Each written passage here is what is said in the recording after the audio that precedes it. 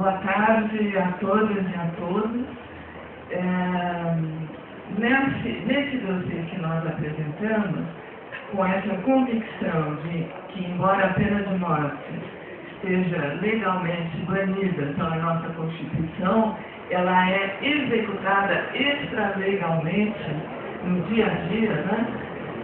A contribuição que nós demos do Observatório das Violências Policiais de São Paulo, ela se refere a dados extralegais que são coletados pelo próprio site do Observatório através de notícias da imprensa. Eu queria, em primeiro lugar, dizer que esse site existe desde 2005 e ele começou como uma homenagem ao jornalista Luiz Eduardo Merlino, assassinado pela ditadura em 1971. É a inspiração dessa morte e a convicção de que a impunidade dos crimes da ditadura, os assassinos e torturadores que até hoje não foram punidos, é a inspiração para essa política de extermínio que foi referida já pela Adriana, ou seja, mata-se sem nenhuma punição legal. Tudo está montado para que não haja investigação. Exatamente. Na história do Brasil, como na história de muitos mortos, também há uma história falsa de que ele teria sido levado para o Rio Grande do Sul, tentado fugir e sido atropelado por um ônibus. Nunca se verificou que tivesse havido qualquer desastre no lugar que eles apontaram como sendo o lugar da morte dele. Bom, são essas histórias que se repetem, mas eu queria, por incrível que pareça, os números, eu não trouxe aqui, mas os números que nós coletamos são menores que os próprios números que a Secretaria de Segurança Pública coloca no seu site. Claro, eles têm notícias que nós não temos, porque nós temos só as notícias de jornal, né? Então, por exemplo, nós começamos essa contagem a partir de 12 de maio de 2006, o total de mortos é 455 em 2006, em 2007 346, em 2008 381. Mas eu queria destacar que isso não tem no site da Secretaria, que nós integramos também os mortos em chacinas, porque a maior parte das chacinas que a gente lê no jornal, elas têm uma espécie de metodologia de funcionamento nas comunidades pobres que a gente pode assegurar com base na ideia que vem desde antes da ditadura das mentiras que se contam sobre as mortes, que essas chacinas feitas por encapuzados são, na verdade, obras de policiais. E algumas vezes elas são descobertas. No nosso trabalho, nós achamos que nós podemos fazer uma espécie de categorização das formas que as forças policiais, e aqui eu não me refiro só à polícia militar, também a polícia civil, também os agentes carcerários e guardas civis e outros agentes do Estado, guardas civis têm tido uma participação bastante grande nesses assassinatos. Então, nós podemos, e é isso que está no relatório, classificar de algumas categorias. A mais comum é aquela que é depois colocada no boletim de ocorrência como sendo uma resistência seguida de morte. Houve um tiroteio, houve um confronto. Nesse confronto, raramente morre nenhum policial, em geral eles nem sequer são feridos, né? E existe esse registro de resistência seguida de morte que desvia a investigação para o morto. Como o morto está morto, o processo para. E o homicídio cometido pelo policial não é investigado. A segunda categoria, que vocês talvez tenham um pouco ouvido falar, mas que nós cotidianamente vemos, é a execução sumária cometida por um agente público fora de serviço. Policiais que estão fazendo bico são ilegais, né? cuidando no supermercado de qualquer coisa, ou simplesmente na sua vida privada, utilizam a sua arma para matar. Daí também eles argumentam que é um confronto, né? Mas as notícias são mirabolantes. O jornal transmite a versão da polícia. Por exemplo, dois rapazes que estavam cometendo um roubo, os dois são mortos, apesar de eles primeiro terem atirado. E o policial não recebe nenhum tiro. São mentirosos. A terceira categoria é a bala perdida. É preciso dizer que a polícia sai atirando por aí a esmo, às vezes para segurar um pequeno ladrão que roubou uma pequena carteira ou um saco de balas, né? Sai por aí atirando, mas ela não sai atirando em qualquer lugar. Ela só sai atirando a esmo nos bairros pobres, nas periferias, nas favelas. Então, acrescentando ao que já disse a Adriana, é um extermínio da classe pobre, da pobreza. A quarta categoria é o desaparecimento. Temos aqui o seu Francisco, que é um dos pais dos 4 desaparecidos de maio, mas há desaparecidos antes disso, ou seja, a pessoa é presa e nunca mais o seu cadáver aparece. E por fim, a chacina, que como eu já disse, ela tem uma montagem em que se verifica as chacinas praticadas por grupos grandes, etc. Mas o modo de proceder, quando o grupo de extermínio é composto de policiais, é uma política, assim, que comprovam, que vão no sentido do que a Adriana já disse, há uma política assim, de extermínio, e não é de extermínio de qualquer um, é de extermínio dos pobres. É isso.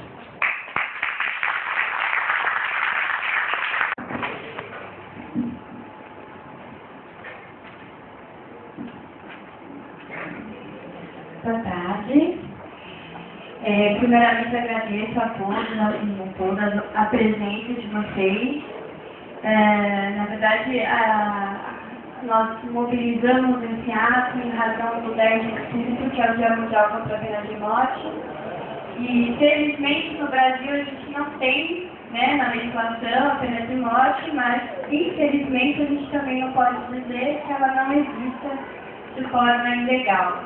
Então é por isso que a gente vem aqui dizer à sociedade que os dados são preocupantes. Né? A Adriana já falou, a Isabela já falou, os dados nos revelam que os homicídios promovidos por agentes do Estado é considerável. E tão considerável são os casos de morte ocorridos pela omissão do Estado. E aí eu venho aqui trazer algumas informações para vocês sobre a situação do sistema carcerário. Primeiramente, infelizmente, no Estado de São Paulo, a gente não tem no portal da Secretaria de Administração Penitenciária dados disponíveis sobre a publicação dos dados que interessam à sociedade. Infelizmente, ele não pôde vir, né? Então a gente vai mandar esse questionamento juntamente com o dossiê. Entretanto, a gente conseguiu algumas informações com o Departamento Nacional Penitenciário, que é o DEPEN.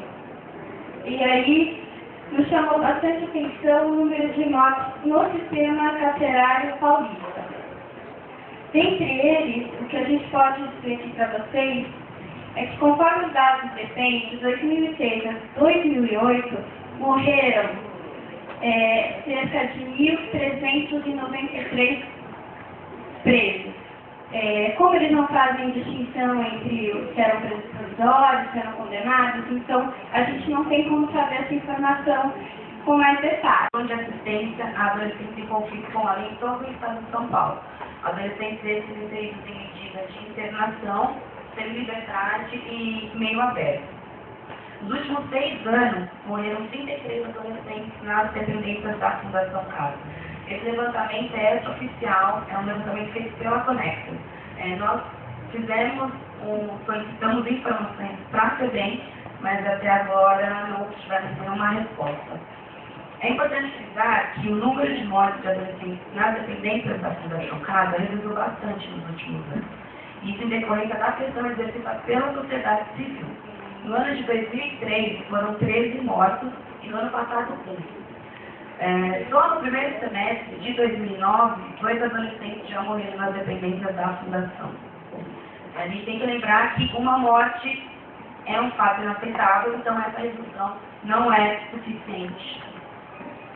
Essas mortes, elas acontecem de diferentes formas.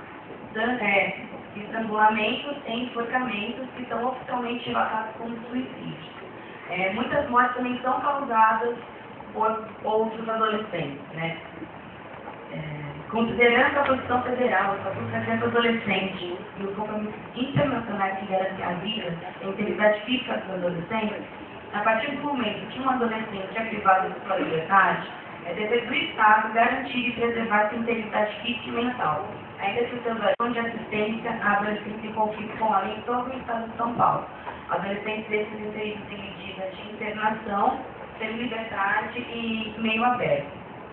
Nos últimos 6 anos, morreram 33 adolescentes nas dependências da Fundação Casa. Esse levantamento é oficial, é um levantamento feito pela Conexo. Nós solicitamos informações para a FEBEM, mas até agora não tivemos nenhuma resposta. É importante frisar que o número de mortes de adolescentes nas dependências da Fundação Casa reduziu bastante nos últimos anos. Isso em decorrência da pressão exercida pela sociedade civil. No ano de 2003, foram 13 mortos e no ano passado 1. Só no primeiro semestre de 2009, 2 adolescentes já morreram nas dependências da Fundação. A gente tem que lembrar que uma morte é um fato inaceitável, então essa redução não é suficiente. Essas mortes, elas acontecem de diferentes formas. Estrangulamentos e enforcamentos que são oficialmente relatados como suicídio. Muitas mortes também são causadas por outros adolescentes, né? Considerando a posição federal, a proteção do adolescente e os compromissos internacionais que garantem a vida e a integridade física dos adolescentes, a partir do momento que um adolescente é privado de sua liberdade, é dever do Estado garantir e preservar sua integridade física e mental, ainda que o seu no caso relacionado à morte dos adolescentes na dependência da Fundação Casa, na lógica de que a presente política de relações de direitos humanos só será modificada com a mobilização da sociedade para exigir que o Estado responda pela precária situação na qual mantém os adolescentes encarcerados, buscando assim a responsabilização do Estado como forma de alterar a política pública violadora de direitos humanos. Obrigada.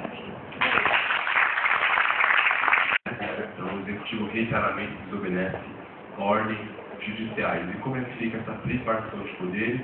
E como é que fica esse cidadão violado diante dos mandos de algumas pessoas que ocupam o poder?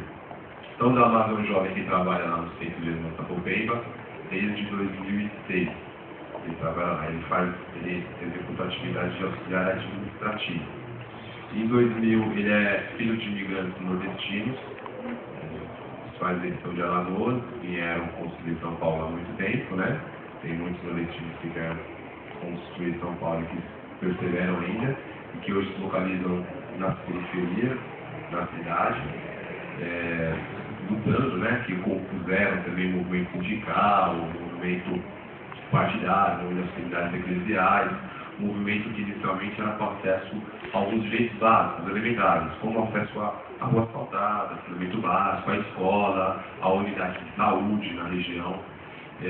Então, Damaso é de lá, mora no Jardim Elba, e há um tempo atrás, conhecido como uma região de muitos traficantes, era um objeto de roubo, tinha 2 outros que pilotavam o carro, só que esses 2 outros correram, evadiram-se do local, ficou apenas Damásio e esse adolescente, que ficaram lá e foram presos, né?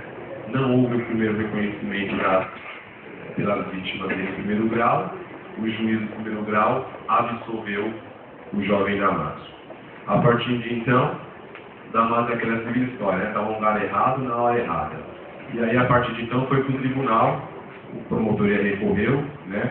Às vezes a gente faz o papel lá de órgão acusatório, como a gente fala muitas vezes na promotoria, recorreu para o recurso, o tribunal em 2008, agora no final de dezembro, decidiu pela condenação. condenou o Damaso a 5 anos e 4 meses de prisão no regime semiaberto. Então temos regime, nossos regimes, né? Semiaberto. Então o Damaso não esqueceu o histórico dele. Ele trabalha nas regiões do Sapopemba, no ONG, é um jovem da comunidade de Jardim Elba, filho de imigrantes, e que está na idade de trabalho, de sonhar e de diversão e as coisas próprias da juventude. E outra, o Damaso está fazendo faculdade de educação física. Conseguiu, aí com o programa governamental ProUni, conseguiu acesso à universidade. Né? Então faz um estudante universitário, né? Está enobrecendo a sociedade, está trazendo a sociedade, qualificando a sociedade brasileira. Damásio veio a decisão para o juiz do primeiro grau cumprir. O juiz do primeiro grau mandou prender o Damásio. Prende aonde, Damásio? Em qualquer estabelecimento. Boa tarde a todos e a todas. Eu queria trazer assim que hoje a gente está mais uma vez na população de luto. Os companheiros estão acabando de chegar de um velório, do enterro agora de um companheiro que morreu de desgosto de viver, porque não foi atendido pelo poder público. Morreu por omissão do Estado, como a gente está dizendo aqui. Omissão do Estado em todos os atendimentos, desde a saúde, a habitação, a educação, ao trabalho, à segurança.